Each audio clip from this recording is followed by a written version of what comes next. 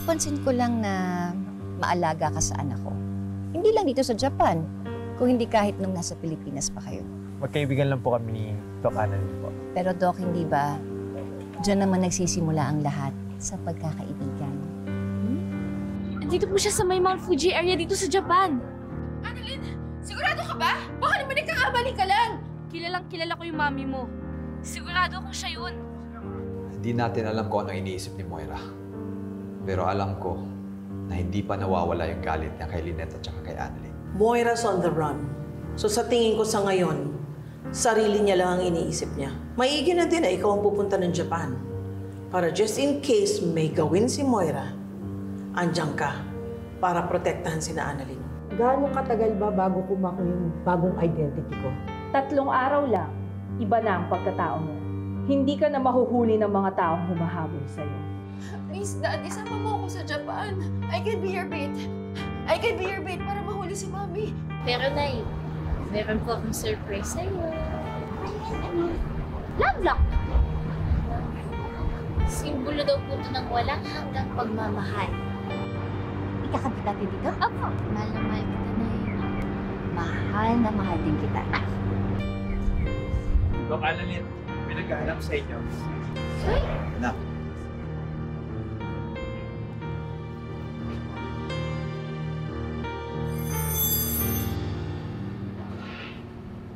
RJ, anong ginagawa niyo dito? Nandito kami ni Zoe para hanapin si Moira. Doc RJ, huli nakita namin si Ma'am Moira sa Migotempa area. Medyo malayo dito. Papunta nga kami doon, kaya lang dumaan muna kami ng Nagoya para makita ko si Annalyn. Nabanggit kasi niya yung hotel niyo, kaya doon na rin kami nag-check-in. Tara na nga. We have to go. May babalikan pa ako sa hotel. Tay, gusto niyo po samahan na po namin kayo na hanapin si Moira? Anak, siguro hayaan na lang natin sila. Oo nga, anak. Baka naka-istorbo po kami sa inyo ng nanay mo. Hindi ka ba humingi ng tulong sa mga pulis dito? Hindi ba pwede yon? Inaasikaso pa ni Ate Giselle yung extradition request. Pero for now, gusto ko nang gumalaw ka agad kasi baka makawala ko si Moira. Ayun na nga po, Tay. Baka makatakas pa po si Ma'am Moira. So, dalip natin siya mahanap. Marami po tayo naghahanap sa kanya. I agree with Doc Annalyn. Tutulong po ako sa pagkakas. Well, we need all the help that we can get. If that's okay with you, Lynette.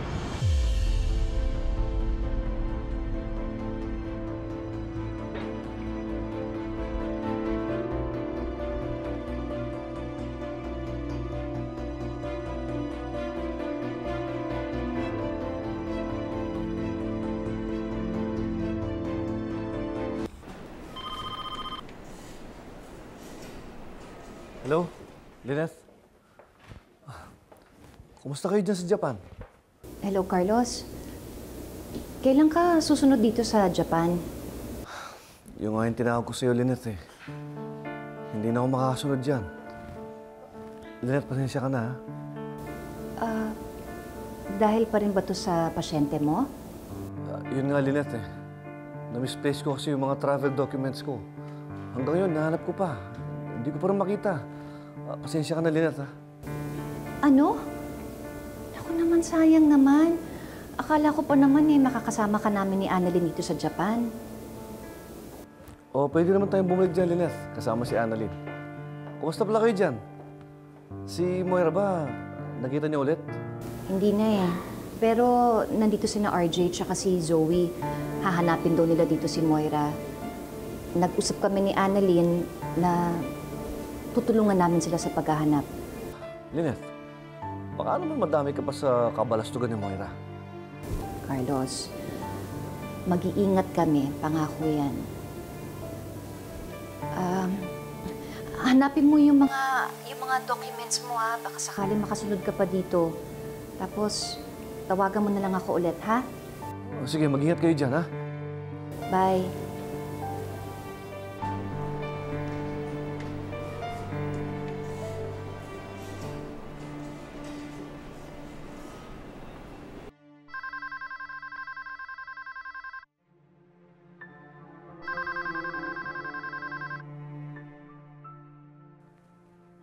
Moshi? Hello, Mamushi. Ano, nakita na ba kayo ni Moira? Hindi namin siya makontak eh. Oo, nakita na kami. Binigay ko na rin sa kanya yung bago niyang SIM card. Alam mo ang bago niya number? Hindi. Pero alam mo kung nasan siya. Yes. Umalis siya papuntang Nagoya. Doon na ang exit niya ng Japan. Doon ko na rin ipapadala ang bagong mga travel documents niya. Sige, tawagan tayo ulit.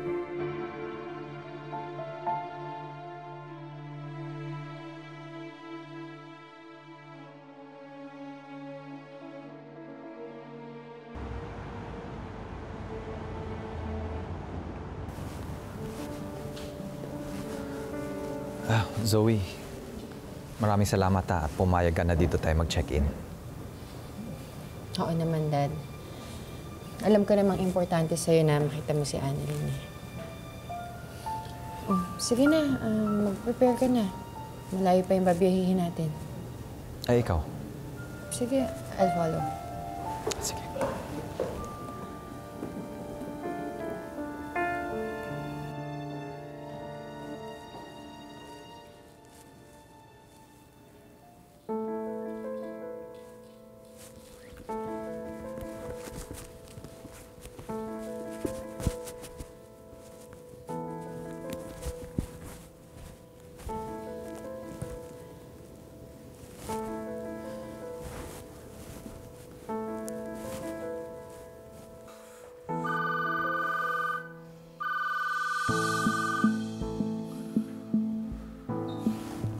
Hello, Zoe. Hello? Hello, Dad. Nandyan na raw kayo, sabi ni Lynette. Oo, nandito na kami. Papunta kami ng Mount Fuji para hanapin si Mommy. Zoe, wala na doon ang mami mo. What? Oo. Umalis na raw doon, sabi ng kontak ko. Ano? Nasaan siya? Saan siya nagpunta? Sa Nagoya raw. What? Nandito kami sa Nagoya ngayon. Eh, naman pala eh. Eh, di dyan ka na lang muna at hintayin mo ang tawag ng mami mo. Ha? Sige, Zoe, mag-ingat ka dyan. Oo, sige, sige.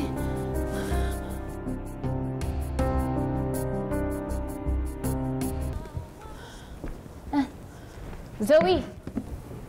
Annalyn, Tita Lynette. Ready ka na? Si tatay nga pala, asan? May kinuha lang sa room.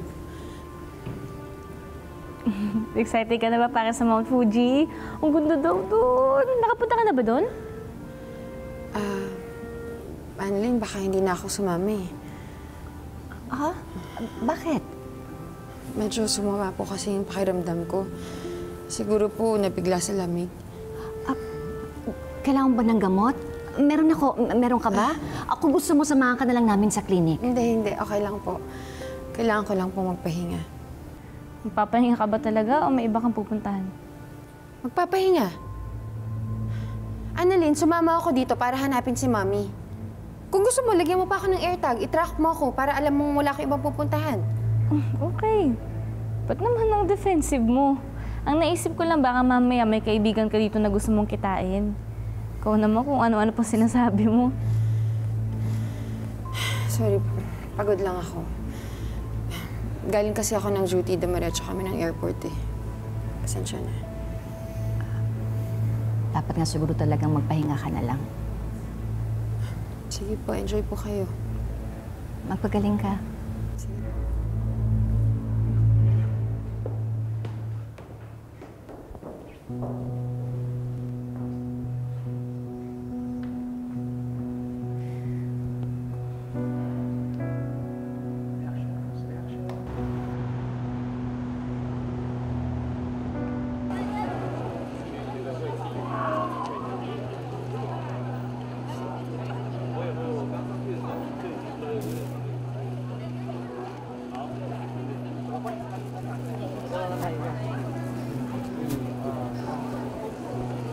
Anak, sigurado pa ba dito mo nakita si Moira?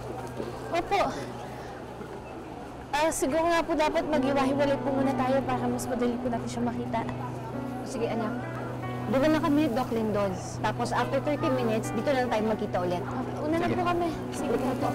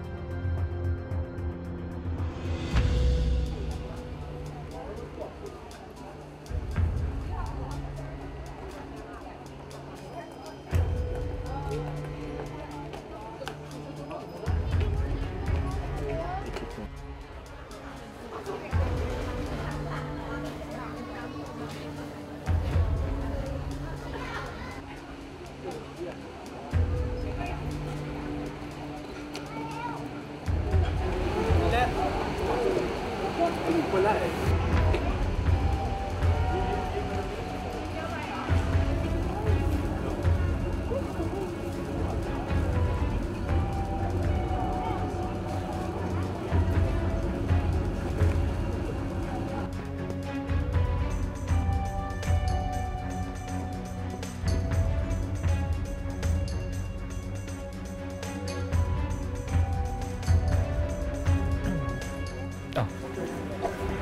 Kumusta? Nahanap niyo ba si Moira? Dok, hindi po namin nakita eh. Nagtanong-tanong na nga kami, pero talagang walang nakakita kay Moira.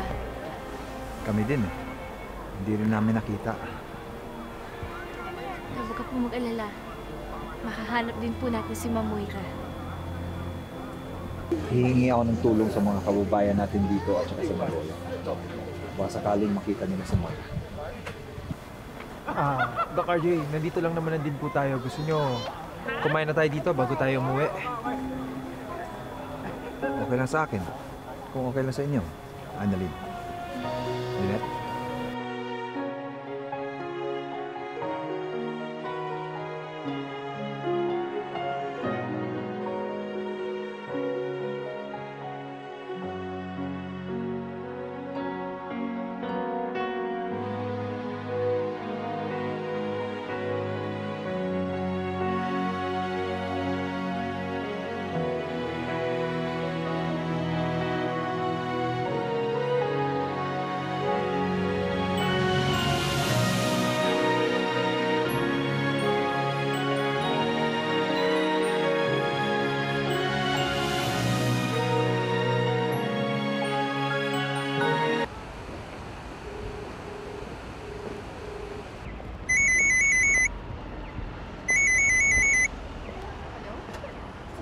Konnichiwa! Ay, naku, anak, ang ganda-ganda dito sa Japan. I so wish you're here with me. Mommy, I'm here. Ano? Nandito si Daddy. Anong ginagawa niya rito?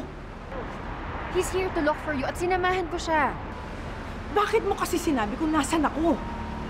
Mommy, hindi ako yung nagsabi. Nandito rin si Annalyn at nakita ka niya. Siya yung nagsabi kay Daddy. And right now, kausap ni Tita Giselle yung Japan Embassy para sa extradition mo sa Philippines. Hindi na ako babalik ng Pilipinas. Kaya nga, galingan mo magtago. Magkita tayo bukas. Ite-text ko sa'yo kung saan. Sige, mag-ingat ka, ah.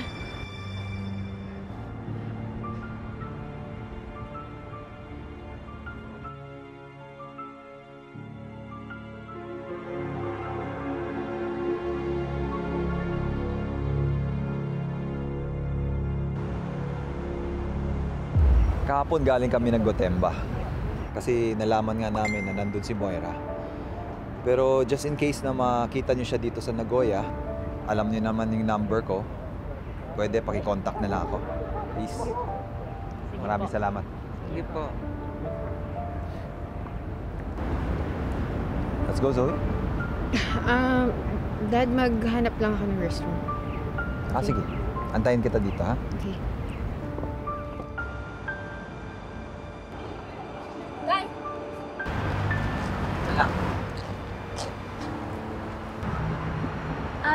Si Zoe po. Nag-CR lang. Saan po siya pumunta? Susunod ko na lang po siya kasi mag-restaurant din po ako. Doon lang. Sige po. Sige. Dito lang ako. Apa.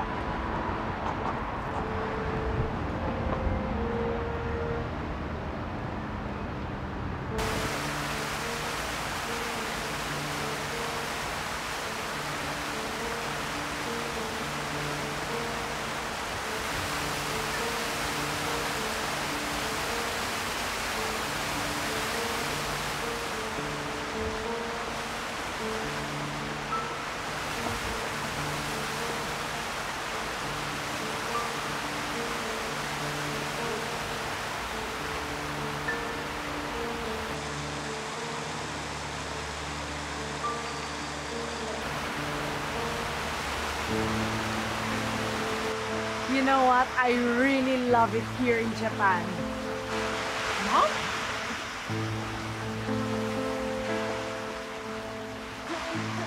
Mommy! Kamusta ka na? Nakakain ka ba Nakauwi ka na maayos? Oo naman, okay lang ako, linalamig lang. Alam mo, ikaw dapat magsuot ito eh. Ang lamig-lamig dito sa Japan. Mami, ano ba? Ano nga? Kamusta ka na? Zoe, I need to tell you something. What? Nakausap ko na yung contact ni Carlos. Magiging ready na yung bago kong passport. All he needs to do is take your picture at magkakaroon ka na rin ng bagong passport. Mami, ano ka ba? Sa tingin mo ganun kadaling talikuran yung buhay ka sa Pilipinas? Yes! Apart from Carlos at yung kakapilanggot mong kaibigan sa Pilipinas, there's nothing left for you to stay. We can have a brand new start. Ito na yung pagkakataon natin to have a peaceful life, Zoe. That's why I need you to come with me. Tara na. Zoe, ano ba? Tara na!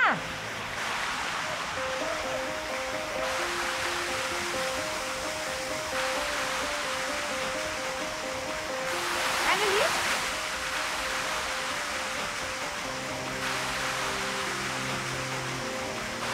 Anong ginagawa mo dito? Eh, sabi ni tatay, nag-restroom ka daw. Kaya sunod na ako kasi mag-restroom na ako. Naisip ko kanina. Sino yun? Wala. Nagtanong lang ako kung nasan yung restroom. Kala ko, mami, may kausap mo eh. Nakausap na ba siya? Hindi ko pa siya nakakausap.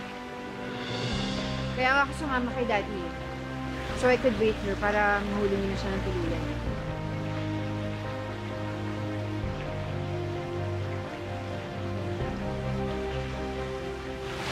Sige lang, mag-restroom na ako. Samahan ko.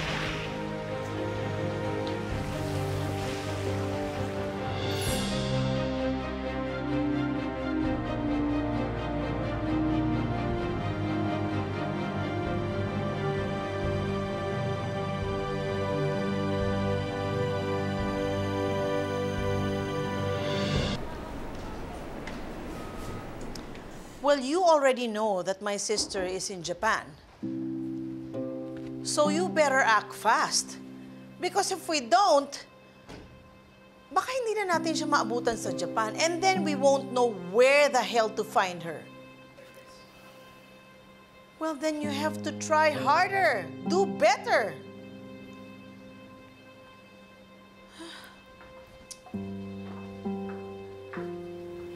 Yes, Ray. Giselle, pwede naman akong bumalik na lang mamaya if it's not the right time. No, it's fine. Have a seat.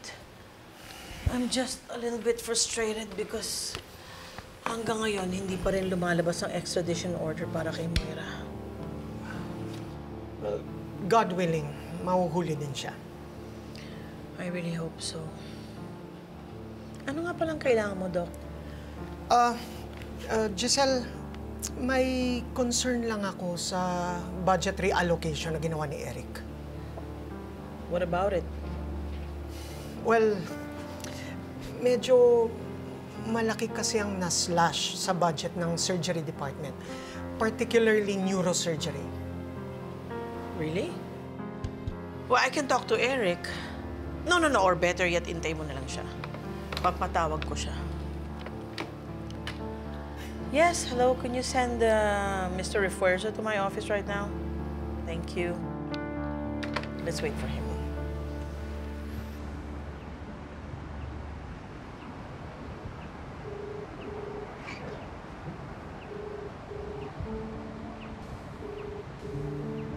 Hello, Mamushi. Hindi ko nasama si Zoe eh. Paano yan? Hindi ko na masasabay papeles ng anak mo dun sa'yo. Eh di, ihabol mo na lang. Wala naman akong choice eh. So, hihintayin mo siya bago ka umalis. So, anong gusto mong gawin ko? Iwan ko yung anak ko? Delikado. Baka mahuli ka bago ka pa makalipad. Kailangan. Hindi ko pwedeng iwan ang anak ko.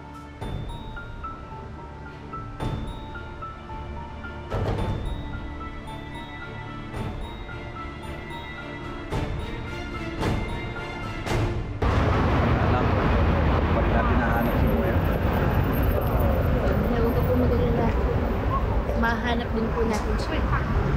Sigurado po kung nasa Japan ka rin. Diba, Zoe? Oo naman. But, promise, pag nakita ko si Mommy, I'll make sure na hindi siya makakatakas. Salamat.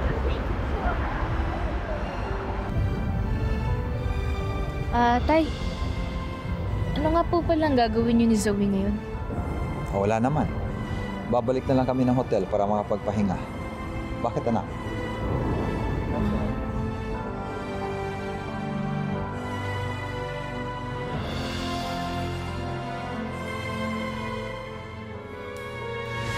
Inimik mo ah. Alam mo, pwede ka mag-wish dito kasi nasa castle tayo eh. I just wish all my troubles to be gone. Kaya lang, kasama ka dun eh. So kayo din pala yung nanloob kina Lynette? So si Moira ang nag-utos na looban ninyo sina Lynette at Carlos? Yes, ma'am. Wala nang iba. Ano, Giselle? Anong dala mo sa nanloob sa bahay namin? Napakasama talaga ng Moira na yan. Sana karmahin siya. Sana lahat ng mga ginawa niya, bumalik lahat sa kanya yon. Teka lang, Tita Lynette. Mami ko pa rin pinag-uusapan natin dito, ha? Teka muna. Akala ko ba kaya ka nandito dahil gusto mo kaming tulungan na hanapin ng nanay mo?